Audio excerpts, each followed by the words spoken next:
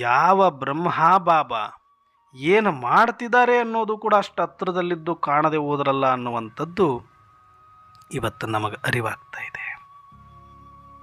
ಇವತ್ತಿಗೂ ಅವರು ಇನ್ನೂ ಬ್ರಹ್ಮ ಬಾಬರನ್ನು ಅರ್ಥ ಮಾಡ್ಕೊಳ್ಳೋಕ್ಕಾಗಲಿಲ್ಲರು. ಒಂದು ಸಲ ಬಿಟ್ಟು ಹೋದ ಮೇಲೆ ಅಷ್ಟು ಹತ್ರದಲ್ಲಿ ಬಂದು ಅವಕಾಶ ಕೈ ತಪ್ಪಿದೆ ಅಂದಮೇಲೆ ಮತ್ತಿನ್ಯಾವತ್ತು ಅವ್ರು ಬರೋಕ್ಕಾಗತ್ತೆ ಹೇಳಿ?